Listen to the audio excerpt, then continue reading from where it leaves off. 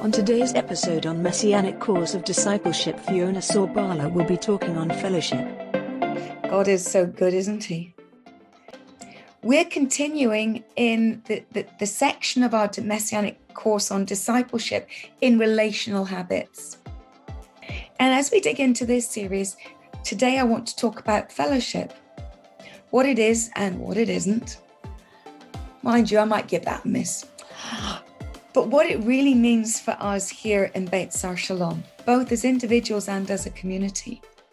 You often hear it said, and I've heard it over the years so many times I can't count, oh, I don't really need to go to church. I have my own relationship with God. You know what?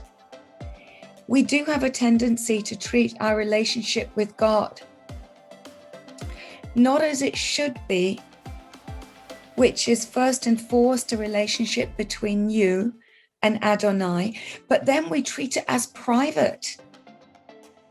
You see, our faith is personal, but it must not be private. I'll say that again, because that might be quite a challenge. Your faith is personal, but it must not be private. And this connects to this week about fellowship, and it will connect to next week that Jerry will be speaking about when he deals with sharing. Now, if you look up the word fellowship in English, in an English dictionary, what you get is this. It's a friendly feeling that exists between people who have a shared interest or are doing something as a group. It can be a group of people, an organization with the same purpose. But it can also be a formal affirmation. So it's like a doctor he becomes a fellow of the College of Medicine or a fellow of the College of Surgeons. And that fellow part is it's an affirmation of his experience and his status and the fact that he's passed some very specific exams to have that qualification.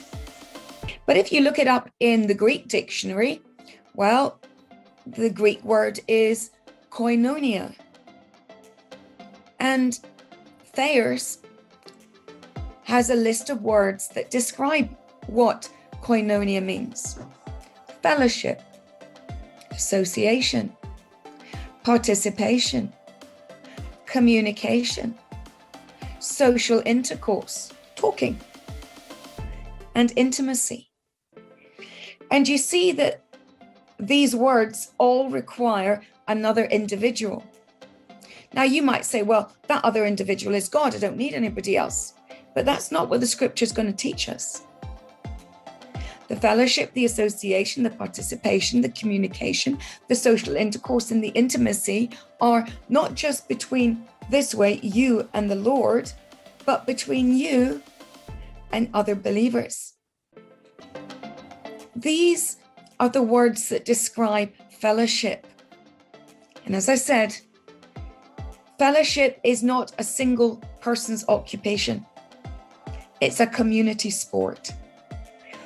And it ultimately describes the relationship that we as believers share and have with one another. John Piper, you know me, I can't have a sermon without quoting from Dear John. John Piper says this: fellowship is a mutual bond that believers have with Messiah that puts into us a deep, eternal relationship with one another. In other words, the bond, the relationship isn't just temporal. It isn't just for this life.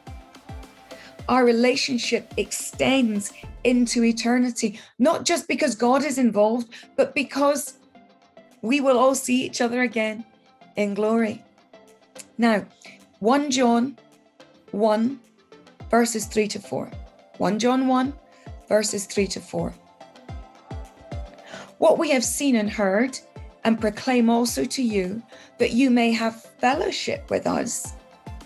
Indeed, our fellowship is with the Father and his Son, Yeshua the Messiah. These things we write, that your joy might be full.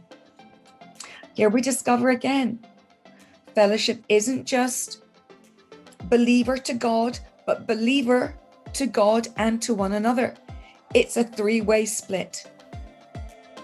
You see, fellowship isn't just what we do, it's about how we relate to one another.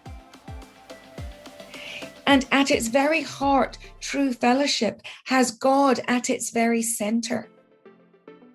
And what's more, Yochanan tells us that this relationship is meant to bring us joy. It's meant to satisfy. It's meant to fill up those deep, empty places in our lives.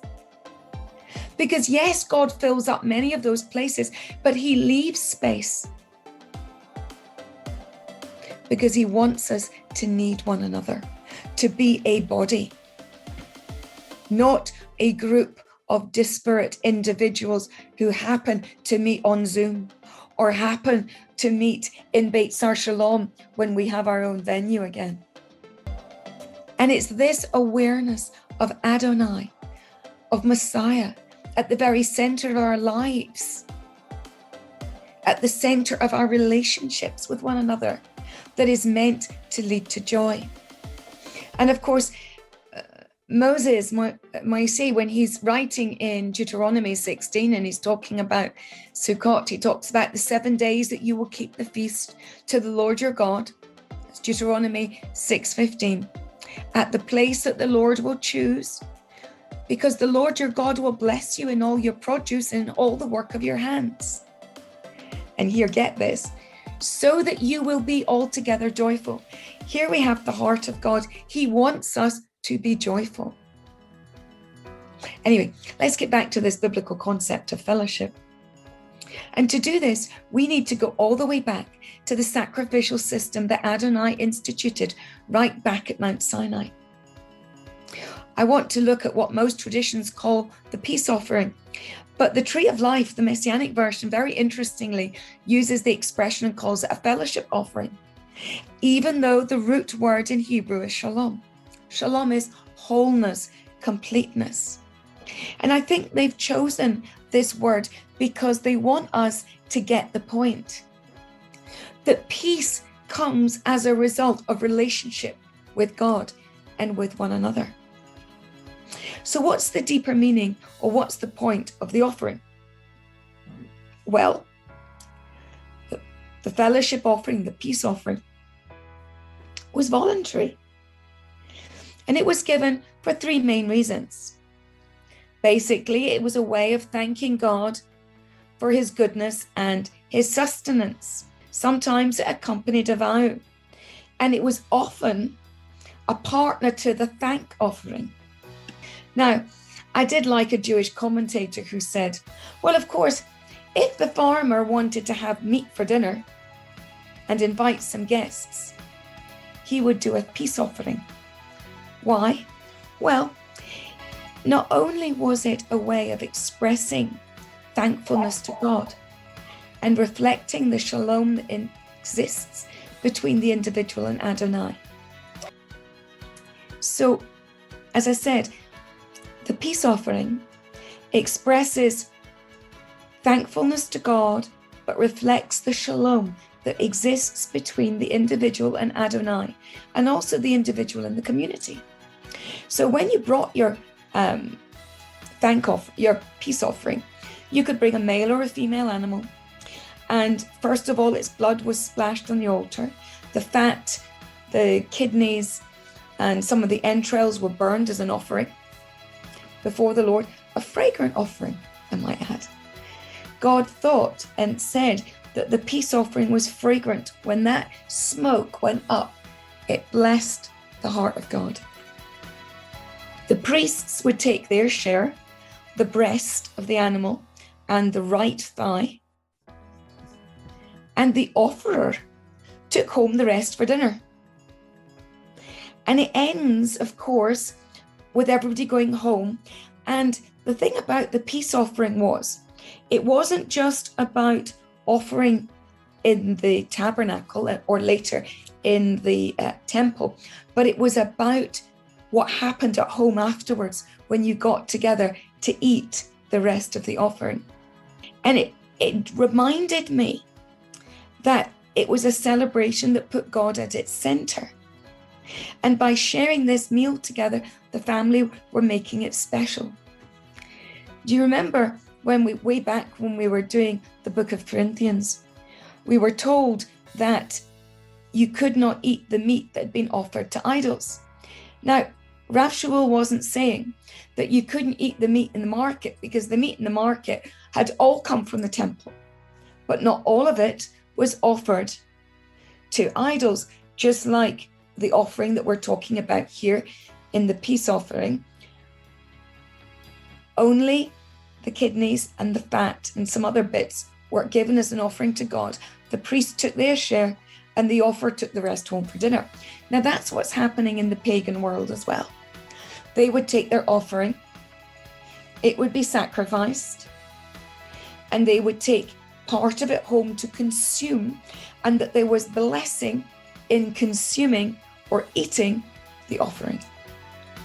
And I really think this is why it's not just that it's been offered to an idol. I think there's something deeper, and I think it has to do with the fact that Rav Shaul basically teaches there are no other gods. The only God is the God of Abraham, Isaac, and Jacob, the God of Israel. So, in many ways, a meat offered to idol was meaningless, but it was to do with it had to do with it being a mockery of what the Lord God had given to the children of Israel. So, and I really believe that this is actually part of the root, not just that to go to someone's house to eat a meal, a celebratory meal. The eating of the meal in the pagan home was the consummation, the completion of the offering, just like it was for the children of Israel. And I think that's really what's at heart here. There's two things happening in fellowship. One is fellowship with God, with Adonai himself, and one is fellowship one with another. Psalm 133, behold how good and pleasant it is for brothers to dwell in unity. Unity in what? Unity in God, in their relationship, in their worship. Psalm 122, verse 11. I was glad when they said to me, come, let us go up to the house of the Lord. And here we have our wonderful word of the day, communication. If fellowship with Adonai is communication, if it is intimacy, it brings not only joy, but it also brings shalom. And in these verses, we see that fellowship with the Lord, worship is not only private, it is public, it is a shared experience. We do have personal times of worship between us and God, but that's for a specific reason. And I'm not devaluing the absolute vital importance of your personal quiet time, because in that time, the time that you give to God that is between you and him alone, you share with him your deepest thoughts, your deepest feelings, you share your troubles, you share your joys. And I'm reminded of what Jerry said last night and what we've heard over and over again. We have a God who wants to hear our voice. We have a God who longs to communicate with us. We have a God who speaks, a God who is not silent, who